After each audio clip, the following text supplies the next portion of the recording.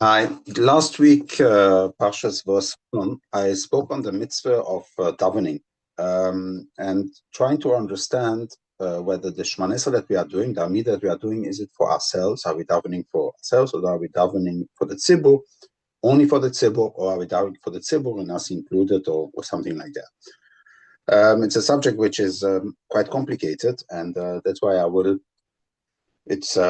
try to elaborate a little bit on that subject. The mitzvah say of this week's parsha, meaning Voeschanon Batos in Ekev, is there is a mitzvah say of davening. The Rambam counts it as a mitzvah say. He says that it's a mitzvah say at least once a day. This is a chidush of the Rambam because it's not any. The psukim are not really showing that it's a mitzvah that we have to daven once a day. Maybe you have to daven 5 times a day. Maybe you have to daven 3 times, 2 times, maybe once a week, a month, a lifetime. It's not clear. It's similar to Tefilah. Is it a daily mitzvah, or is it more a mitzvah that we have to do it at least once in a lifetime? But the Rambam holds clearly that the mitzvah say to daven each day at least once. Something doesn't, the loshon, exact loshon, the way that you daven is not really important. The most important is that you do it once a day. The Ramban disagrees with him, and he says that the whole davening concept of davening is only when you are be'ez tzor. So when you are stuck with something and you need to get it out, you need to ask Hashem to help you, then it's a mitzvah say to daven to Hashem. It's actually, if you look in the Ramban, it's not 100% clear, but I think the easiest way to explain it is that it's included in the mitzvah of, in essence, it's included in the mitzvah in the Kiyas Chatzoitzos, where it says that that you have to blow with the Chatzoitzos, you have to do Kiyas on the Chatzoitzos. That's a very interesting concept. In other words, that Voeschanon is telling us that when you are stuck, then you should blow with the Chatzoitzos. Says the Ramban, is not only with the Chatzoitzos, but also with your peh. The Chatzoitzos is only, in the contrary, is only a way to get it up and to bring it up to heaven, so that the Voeschanon should hear it. But in essence, already Voeschanon hears, of course, your tefillas, but it helps in the davening to blow with the Chatzoitzos. So the Ramban holds that whenever the person is in deep trouble, or when a person is in simcha, he has something very nice to share in his life, then of course there's a mitzvah say in that case to daven. So the reason that he does not remove it from the list is because then at least it's clearly a mitzvah, and so he wants to leave it in. Of course, the question then is, why is it not included in the mitzvah of Skat and Chatzoitzos? So that's a question, and therefore also the Rashbatz in the Sefer Zohar Kia, he omits it completely. So for him, it's not a mitzvah say Torah to daven. He thinks that it's part of Avodas Hashem. He doesn't explain exactly the reason why not, at least something. He doesn't really explain, but the way that I see it is that it's probably similar to tshuva. So if you made an avera, you want to do tshuva, of course you have to do tshuva, which is the basics. You have to stop doing the avera. But the essence of making tshuva on itself is something that is a choice, according to the Minchas Chinuch. He wants to explain why the Rambam does not count tshuva as a mitzvah say. It's a choice. If you want to remove it, you can remove it, but otherwise you're going to have to live with the consequence. As long as you don't repeat avera, that's already part of the avera itself. You don't need a mitzvah to tell you not to do an avera again. It's part already, but the essence of regretting and etc. is not a mitzvah say. Only the vidui, says the Rambam, is a mitzvah say. So similar to that concept of vidui is also davening. If you want Hashem to help you, then you can daven. If you think that you want to leave it to Hashem to decide for you, then that's it. And you can leave it for him. You can also trust him. So that's possibly the explanation why the Rashba doesn't come. So we have 3 opinions. One opinion is a clear mitzvah say. One opinion is only mitzvah say be'etzor, and then you have a mitzvah say that is there is no mitzvah say that the Rashba.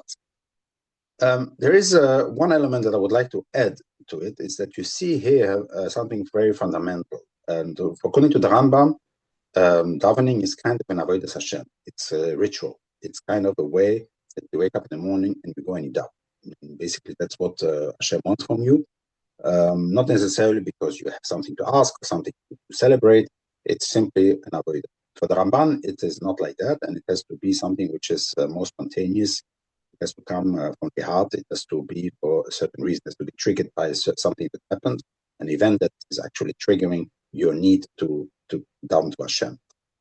Now, there is something very a point that I would like to share with you is that when Hashem actually in Shmois, when the Rebbeinu Shloim says that he hears the cries of Mitzrayim, it says Batal that when they started to suffer, that Vayishma, so it says Vayonchu bnei Yisrael min avoid Vayizoku, and they were screaming, Batal Shavosam Elokim min avoid. Vayishma Elokim es Nakosam Vayizkor Elokim es Azbris Azavon Mitzvah Yaakov. So you see here that the Klal Yisrael were crying, and it doesn't say that they were crying to Hashem actually. It just says that the etzem, when you get hit and give out the cry, say Kui, you cry, then you actually this crying can also go up to Hashem, because it doesn't say that Shavosom, even when it says Vatal Shavosom Elo Elokim, means the Vatal, that it went up. What? The Shavosom, where did it go? Elo Elokim Menu Avodah. From the avodah word Shavosom. So here you have words which have been, you should say Vatal Elo Elokim Shavosom Menu Avodah. So, but basically it says here that just crying by Izoku, the cry itself, is already Voeschanon listens to the cry. Sometimes we think that the Voeschanon only listens to the cry that is directed to him. But no, it means, in other words, that even somebody that cries because he is in pain, he says, it's already Hashem listens and he hears our darkness. And sometimes he responds and sometimes not. In this case, he responded because he remembered that one. In order to support that, I've remembered that Ibn Ezra explains that the reason why the name of Hashem, which for him is the pure name of Hashem, is Yud Kei Vov Kei and Eke Asher Eke, the Eke, but Eke and Kei Vov Kei. These have actually 4 letters, which is the Aleph, the He, the Vov, and the Yud. These are the typical letters that Ibn Ezra explains why those are the letters chosen to be the name of Hashem. These are they're helping letters. They help in changing a sentence, a word from the past to the future, from the me to the he to the us. So it's kind of letters that add to a shoyrish, to a root letters, and then you make a word. Then you change the meaning of the word itself. You change a little bit the aspect of the word. So these are help. Like Hashem is helping, that's also helping.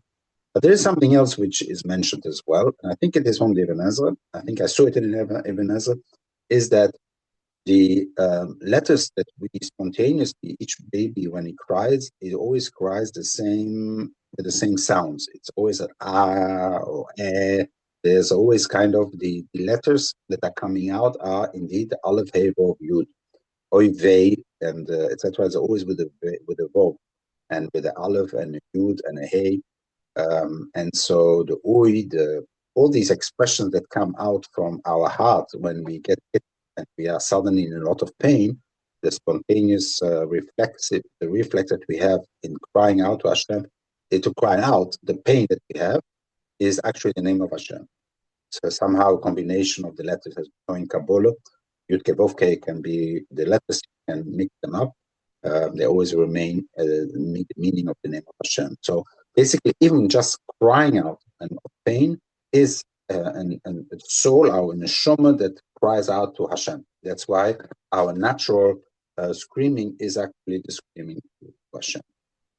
So that's a little parenthesis.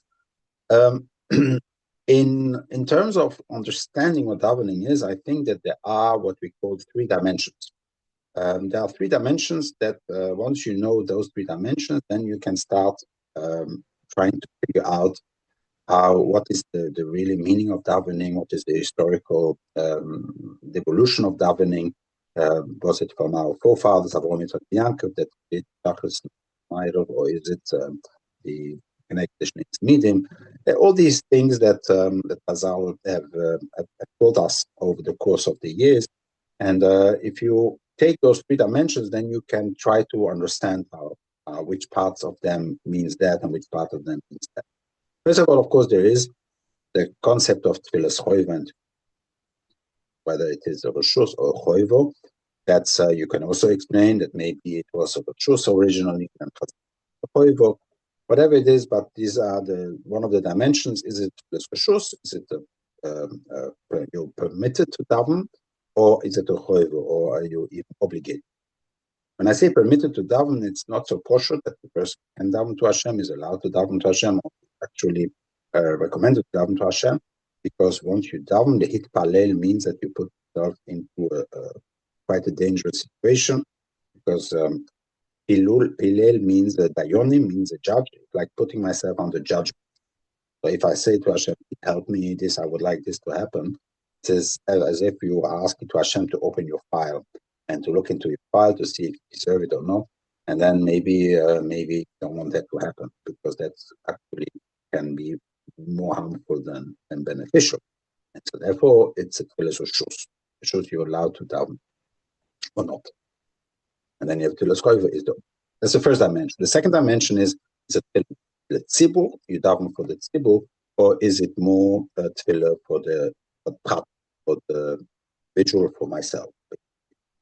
And that's also a fundamental difference in those two, as we shall see. Basically, it started off at tefillah b'tzibur, or the medium. When if the Shemona Esrei is from the medium, then it's clearly for the tzibur. If the Shemona Esrei is from over, is maybe it is tefillah for the person itself. So it is for each person, individual, can daven to Hashem. So basically, those are the two dimensions, the two directions of one dimension. So it is it for the tzibur, or is it for the individual? And then the third dimension, which is one of the most important ones, because those are the ones also that create a lot of frustration by some people. Is it a kvar, meaning is it a ritual, or is it something that is spontaneously arai, tefillas arai, meaning that it comes out from the heart, what Chazal call a chidush. You have to do a little chidush in the davening.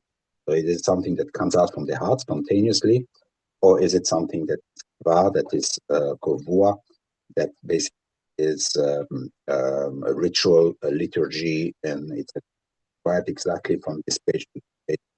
And so, of course, a lot of people complain about the davening is that there is a lack of spontaneity.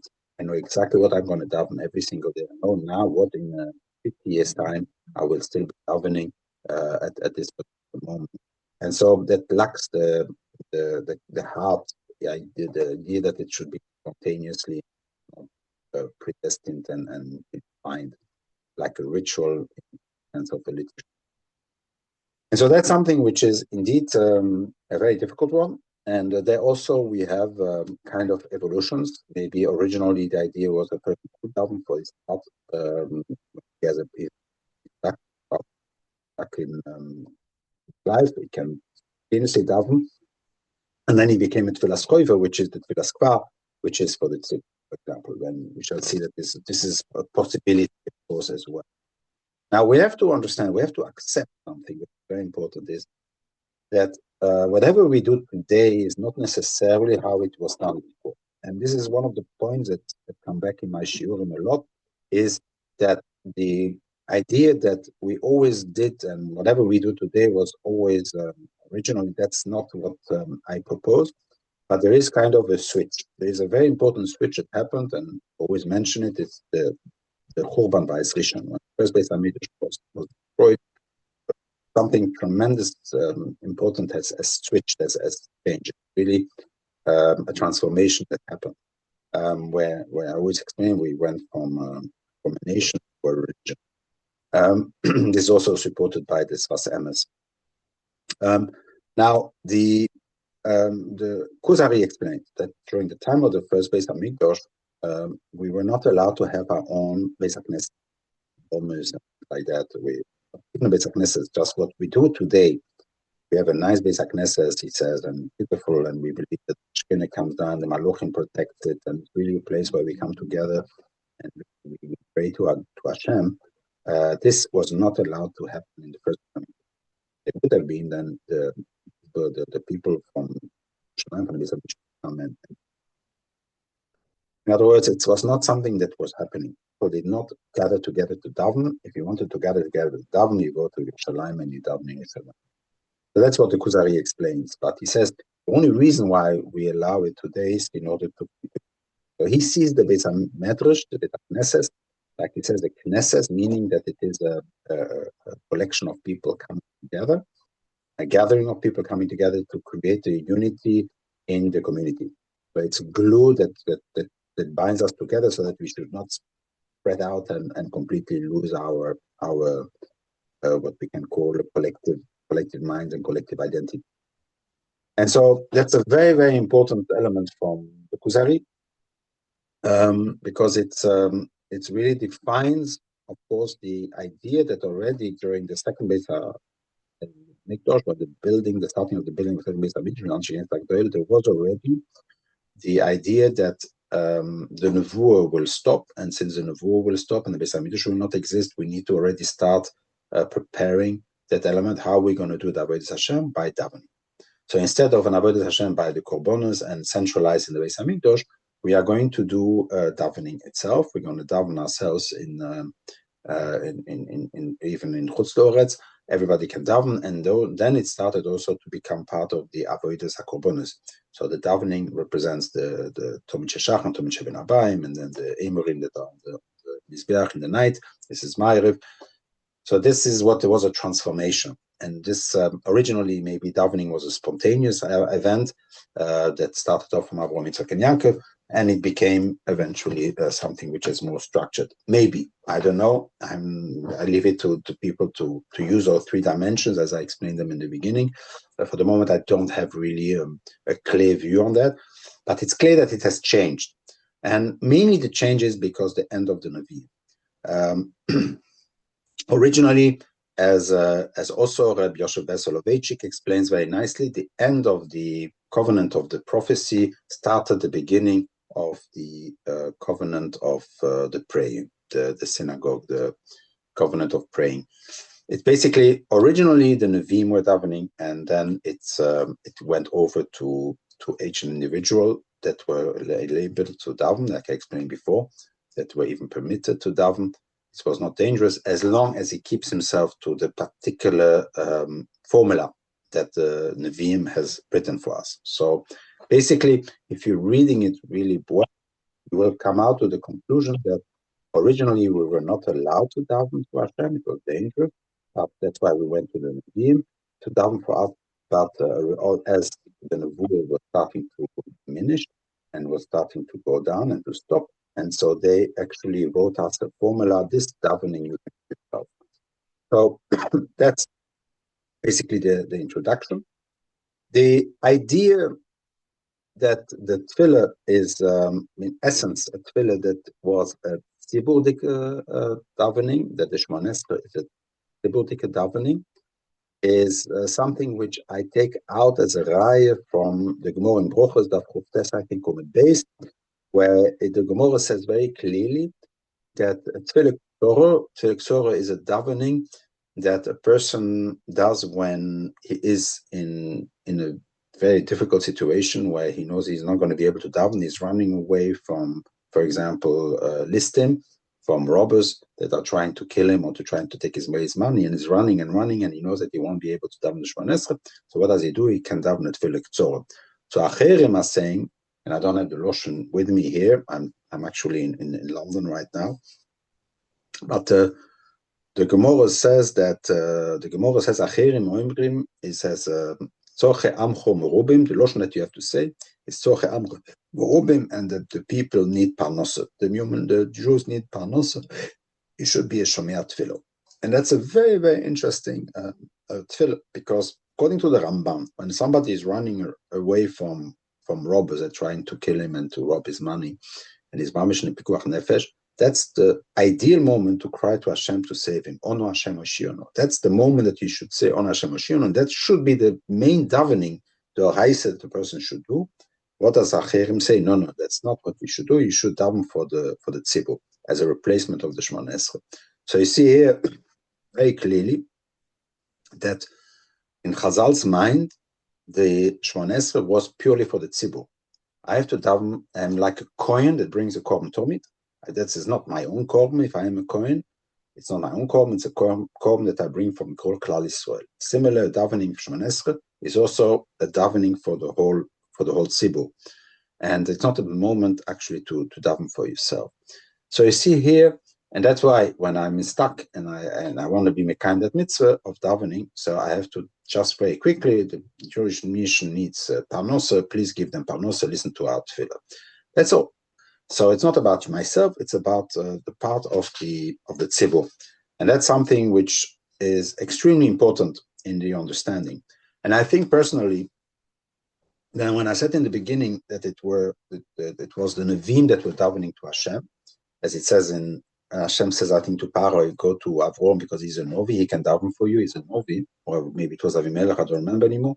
But in any case, it was the Nevi'im that were davening.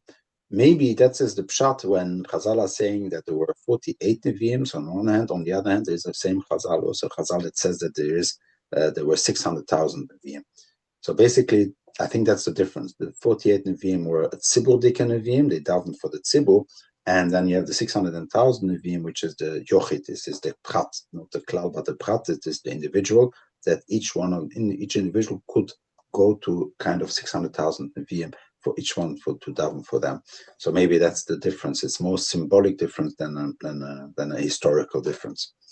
But in any case, so if the Shmona Esrei is only for the tzibur, then the question is, when do I daven for myself?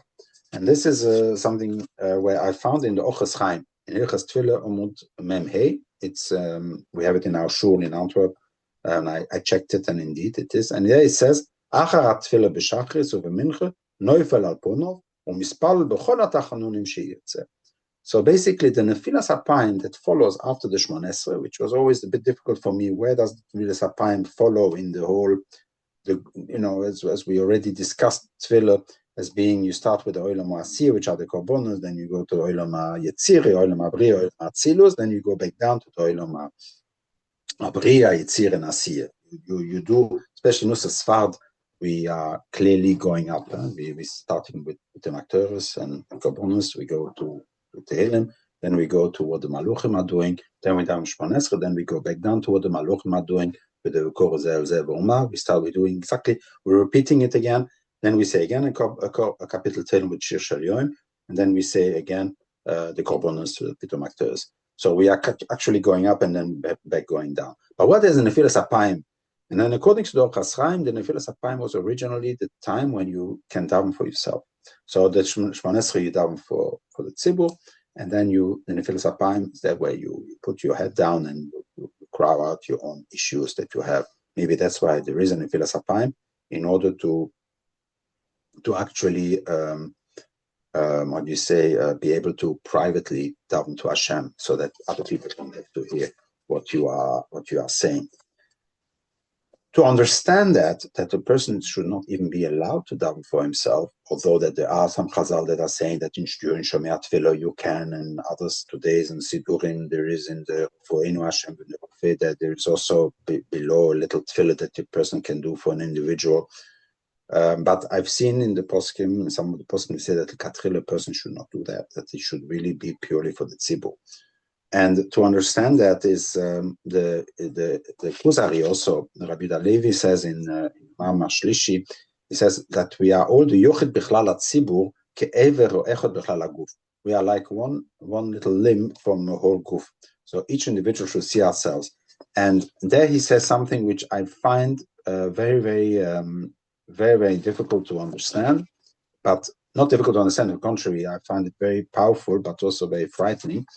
Is then he explains in the davening that a person should daven for the tzibur, and he should only have the tzibur in mind. And as an example, I gave last week actually. I gave an example. If somebody is selling tachrichim and he's selling boxes for Mason to be buried, and he doesn't have parnosa, and he davens to Hashem, please give me parnosa. That's not something that is actually for the klal, good for the klal. Yeah, we don't want people to die. But for him personally, the more people die, the better it comes. Now, I'm not saying that he should daven. I don't know halachically how he should daven, but in any case, it's an interesting concept that he says that a person should really daven for the klal and not for the prat, because sometimes davening for the prat is not benefiting. The contrary, it can even be disturbing the klal.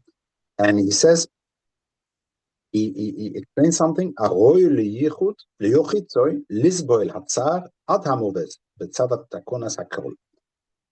ואנוכוס ממה שיהיו, ויוחד הוא חלק הכל שידננו ולא יזעל ממנו.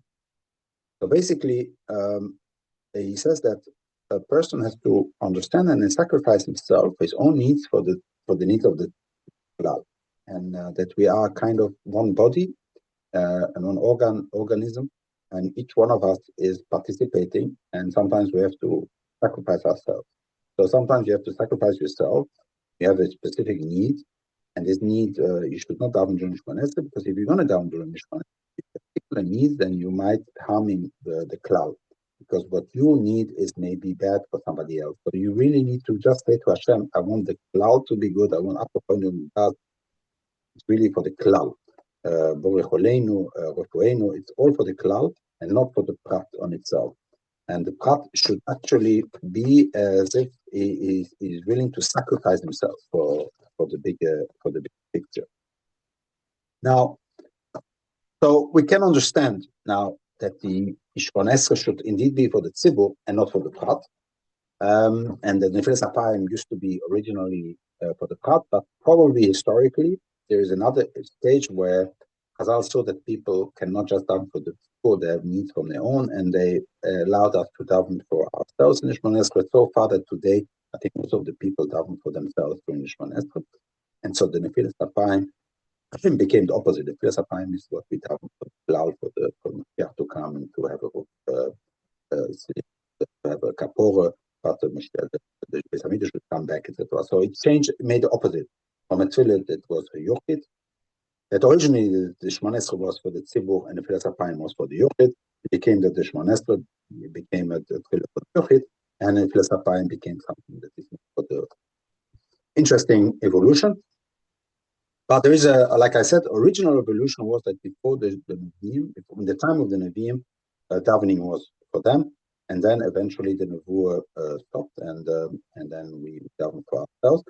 So you can say that either it is, I would rather say, how do you call it, replacement. So Manitou holds that the davening that we are doing is replacing kind of the davening that the Nevi'im were doing. So it's kind of, they're giving us permission to take over, like Hashem gave us permission. Each one of us can be like a Novi when we daven the Shmoneh Esrei. We are like the Nevi'im that talk to Hashem. That's what Manitou sees. So it's just it's a replacement. And Rabbi Yoshe Soloveitchik in his book The Lonely Man of Faith, he actually says that it's not a replacement, but it's a continuation. He sees it more as a continuation. In other words, while the Nevuah was something that came from God to Novi, so it was God taking the initiative and telling Novi what to do. Here we are talking to Hashem. So it is monodirectional again, but it's the same, but the direction is different. The Nevi'im received, and we are telling Hashem, speaking to Hashem. We are giving our rotzoin that we are giving to Hashem. Of course, when we are doing that, we have to be very careful, but that's what we are doing. And it's something which I think is generically in the new era has started. So when the Churban Bayis Rishon, the concept that we are telling Hashem, instead of Hashem telling us, it's also in the Torah is also like that. As we know, Torah Lav Hashemayim is the Derech HaChodosh, it's the Torah Lav Hashemayim. In other words, we take over, the Chachumim take over from the Nevi'im, and they are deciding themselves what is Halacha, and Hashem cannot interfere. So basically, we took it away. It is as if we're telling Hashem how the Halacha is. Similar, we are telling Hashem how we want this world to be run. Of course, it's quite dangerous on one hand, but on the other hand, it's kind of the whole idea of the transformation that happens between before the Churban and after the Churban. So it's quite fundamental as a difference. There is a. I would like to finish off with one of the questions that Emmanuel Levinas has on the rituals and the whole concept of rituals, which are ways that we cannot understand. Why are we doing those rituals if the whole purpose is chesed and be good with other people? Then why do we have all these rituals, especially in the Beit Hamikdash, and all this davening that we are doing, which sometimes don't make sense to us, but we do it anyway. And there's no connection because it's philosophical, as we said, meaning that Kavua by itself, by definition, means that it's difficult to connect, not easy to connect. And many people telling me, included, that it's sometimes very difficult to connect with because it's not really. So he, and I will give it you my own words. He says something very interesting. When you receive a fine from the state, the fine that you have built something which you're not allowed to build, and you're fine, you pay, and you go to the offices of the and you're telling them, look, I received that. I find so much. I don't agree. I would like you to understand and to forgive me and give me my fine and to let it go. And the person will tell you, I'm sorry, but this is, I can only do fines which have to do with traffic, for building purposes, go to a higher and higher, this avere is in what you've done. It's something which is higher and you need to go to a high floor. And there you can ask them. So he goes to the highest floor and he says, yes, I heard that this is by you and I have this problem and this is why I've done it. Can you please make sure that this money fine goes away? And so the guy said, yeah, I understand. I would have done that actually. Very good point. But since the amount is higher than 10,000 euros, until 10,000 euros, I could have signed you. I would have signed you. But since it is more than 10,000, means that you have to go to even higher level, and it's not me, but you have to go to my boss, and my boss is the one that can sign off for that. So you need an appointment, and so he goes up, and the guy hopefully will let him go. But what you see here, he compares. Levinas has find out something very interesting, where whenever a person sins to Hashem, he can go to Hashem and Hashem will forgive. There's a guarantee. You ask Tefilah and Hashem. When it is when you hurt somebody else, when you hurt another person, then Hashem says, "I'm sorry, I can't forgive you." First, you have to ask forgiveness to the other person. And normally we see it as more of a condition. Hashem says, "I would like to forgive you, but first I want you to do something. Go ask Tefilah, else forgive the other person." But according to Levinas, it's not like that. It is as if Hashem says, it's not me to have to forgive you. I would have forgiven you, but you have to ask him, because he's the one that you've sinned to. And Hashem says, I cannot forgive you. It is not something that is on my level. It is actually something which is on a higher level. If you sin to me, that's my problem. I can give you. But if you sin to another person, it is as if you have to go a few floors higher. And there they can forgive you. He can forgive you. In other words, when I sin to another person, the sin is much worse than sinning to God. Because when you sin to another person, even Hashem cannot forgive you. The other person that you have to ask for forgiveness. We already discussed that the other person has a bad sentimental thing. So it's not so strange. But it means, in other words, that the relationship, the avoid that the person has, the responsibility the person has to another person is much higher than the level of responsibility that the person has vis-a-vis of Hashem. And if that's true, then Levinas says, since the concept of the way that I have to feel responsible for the other is not according to my own understanding, it has to be according to the needs and the wants of the other person. For example, if I think that a person can live with very basic items, and I give my tzedakah to this person, other person, based on my own understanding of what my life would be good, this would not be sufficient. What you have to do is you have to give according to Demach Teure. I think it's even that you have to think of what the other person has as a content and the context in which it is. And that means, in other words, that you have to switch off your own understanding, your own feelings, and do purely out of what the other person says that he is. That's a big chidush. And Emmanuel Levinas uses that, and he says that when how do I know how to behave with the other? It is the way that I am also looking after Hashem. When I'm looking after Hashem, I'm a servant of Hashem. I'm also actually doing things which I don't understand. Since I don't understand, I'm still doing it. And this particular postbook, and I say this brocha, and I'm doing these strange rituals. And I bring a kevet and not an ayil. I bring only one stone for kevet and 2 stones for an ayil. I don't do more, even if I want to. I'm not allowed to do more, and I'm not allowed to do less. Although Hashem doesn't make it different. It doesn't seem to be making different. My own eyes, my perspective.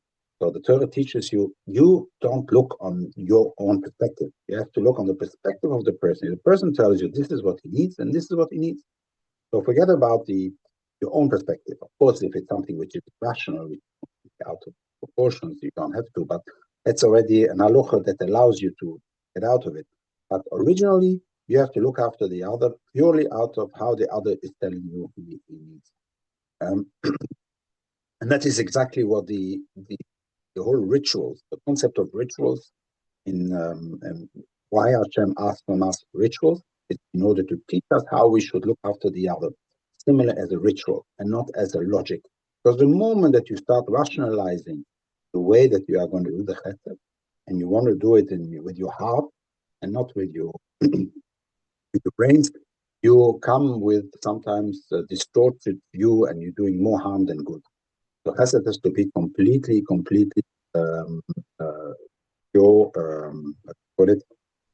out of responsibility completely for the other, similar to how you treat Hashem. So Hashem's treating of Hashem, the avodah of Hashem, is just a way to make us understand that how we should treat the others. It's a bit a complicated concept. It's a bit maybe doichak to some people, but I find it very interesting. At least gives an answer already to some kind of an answer that combines that explains why do we have irrational or kind of difficult to understand rituals versus the purpose of responsibility and ethical and morality towards the other. And this gives quite a good understanding. May we be take zoiche to the gule shlemu meru yomeinu amen.